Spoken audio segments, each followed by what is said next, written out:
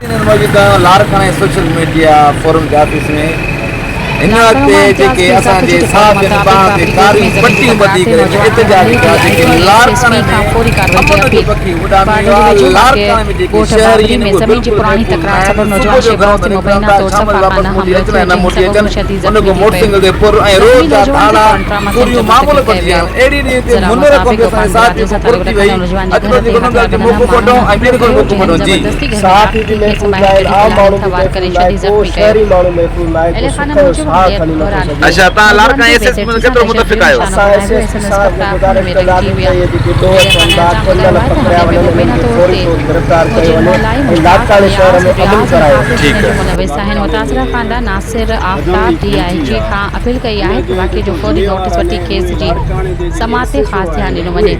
मुलज़मान खिलाफ़ सख़्त कार्रवाई अमल में आंदी वञे साॻी तरह मुतासिरा खानदान चौधरी साहिब एसएसपी खां पिणु अपील कई आहे त वारदात जी जाइ ते फौरी नोटिस वठी मुलज़मान खिलाफ़ सख़्त क़दम खया वञनि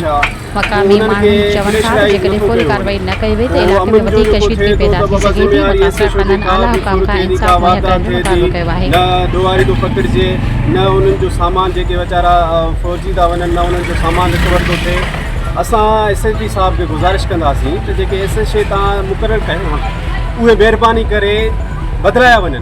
अहिड़ा मोतबर एसएसपी पिया आहिनि जिन खे जेको आहे सो लाइन ते ड्यूटी आहे को जेको आहे सो वीचारो कोर्ट में आहे उन्हनि खे ऑनेस्ट ऑफिसरनि खे तव्हां मुक़ररु कयो इंशाअल्लाह ॾोहनि ते ज़ाब्तो ईंदो ऐं जेके ॾोहारी आहिनि उहे वरी लारकाने शहर में घिरण जो सोचींदा बि न में तमाम इजाफो थी वियो आहे त मतिलबु इहो आहे त पुलिस निकमी आहे पुलिस वेठी आहे पुलिस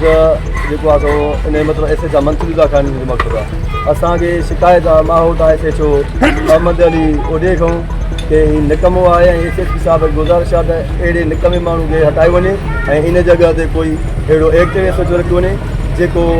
थोरी ॾोह वापसि रिकवरी बि कराए ऐं ॾोह बि बंदि कराए लारकाना में पर पूरे सिंध में इहा करप्शन वधी रही आहे ऐं क्राइम का वधी वियो आहे न ई को आम माण्हू को महफ़ूज़ आहे न ई का आम माण्हू जेका का माली या जानी का बि कुझु ॾिनो कोन थो वञे छो त असां वटि जेके बि हिते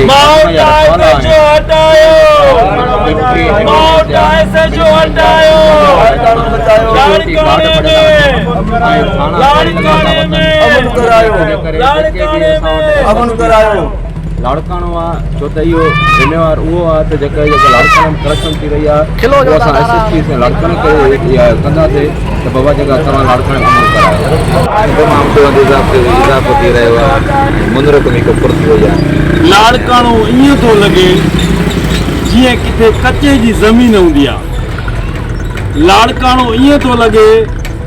जीअं फ़लस्तीन आहे लाड़काने में अमुन किथे बि कोन्हे को नऊं दरे चौक खां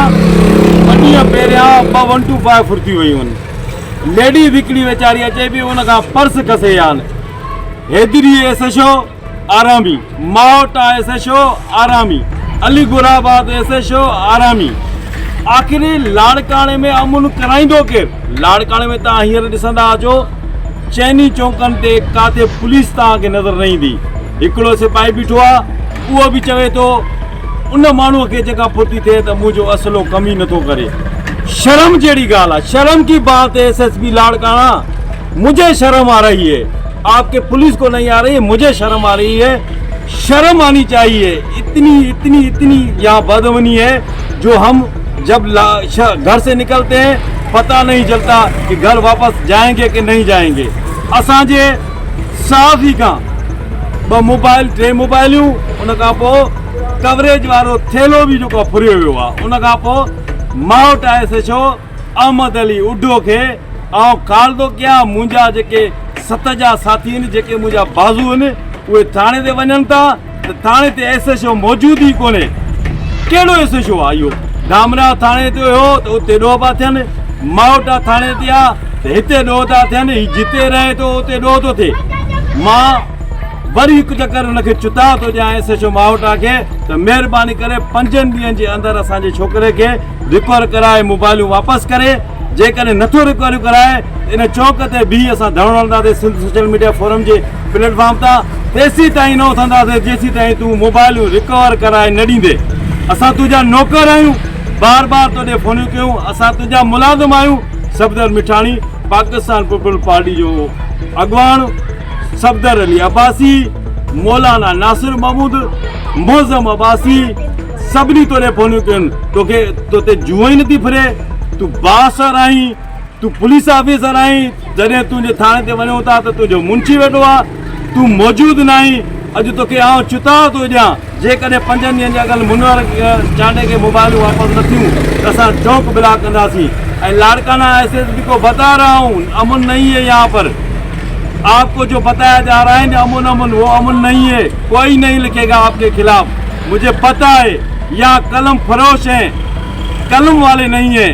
हम कलम वाले हैं, जो भी है सोशल मीडिया फोरम के। हम लिखेंगे, असां चवंदासीं बि ऐं लिखंदासीं बि, ऐं असां ॿुधाइण था चाहियूं नुमाइंदनि खे त जेकॾहिं किथे बि तव्हांजे ख़िलाफ़ कंप्लेन आई असां उहा हलाईंदासीं बि, ऐं जिते असांखे अमल नज़र न आयो त असां उते एहतजाज बि रिकॉर्ड कराईंदासीं। महिरबानी। बिल्कुलु तव्हां सिंध सोशल मीडिया फोरम जे मेंबरनि जो उहिदेदारनि जो ॻाल्हि पर जेकी फुर थी वई उहा वापसि न करे सघियो।